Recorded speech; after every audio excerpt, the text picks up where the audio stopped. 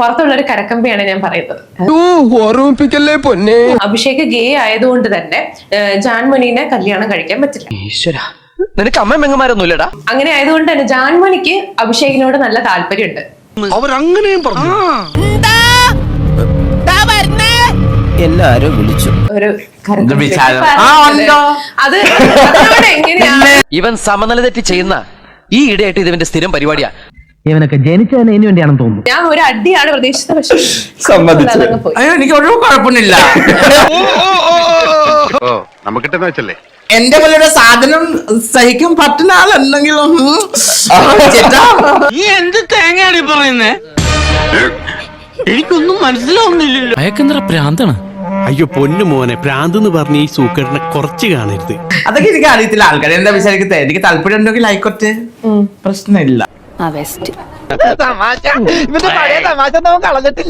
നല്ല ചെക്കന്മാര് എവിടെ ഉണ്ടെങ്കിൽ പ്ലീസ് എന്നെ കെട്ടിക്കാൻ വേണ്ടി വാഴൂ. ഈ പെട്ടി ഓട്ടോറിക്ഷ എത്ര പെയിന്റ് അടിച്ചാലും BMW ആവൂലട്ടാ. ഇപ്പൊ ജാനുവിന്റെ ഒരു പാർട്ട്ണർ ആവുന്ന ഒരാൾക്ക് എന്തൊക്കെ ക്വാളിറ്റീസ് വേണമെന്ന് അഭിഷേക് പറയും. അയ്യന്റെ മോനെ ഭയങ്കര റിച്ച് ആയിരിക്കണം. കുറെ സ്വർണം, ജാനുവിനെ സ്വർണത്തിൽ മൂടാൻ കഴിയുള്ള ആളായിരിക്കണം. എന്റെ ദൈവമേ. പിന്നെ ജാനുവിനെ ട്രിപ്പ് കൊണ്ടുപോകണം, സിഗരറ്റ് മേടിച്ചു കൊടുക്കണം.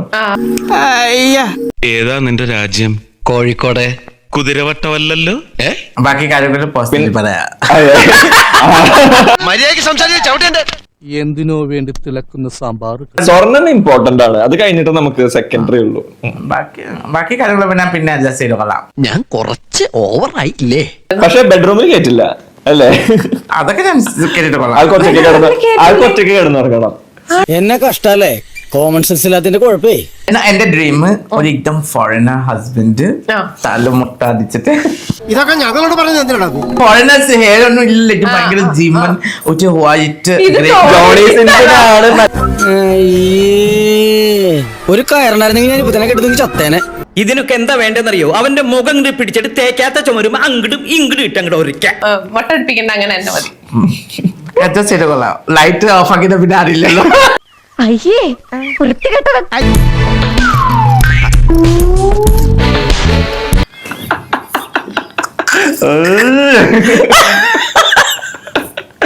വൃത്തികെട്ടവൻ ശവം.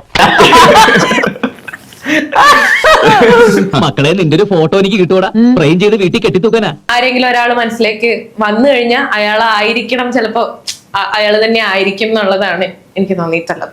എന്തൊക്കെയാണ് നടക്കുന്നേ? എന്തൊക്കെയാ?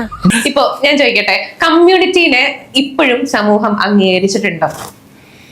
ഇല്ല. തോന്നി അതങ്ങനെ വരൂ, അതങ്ങനെ സംഭവിക്കൂ.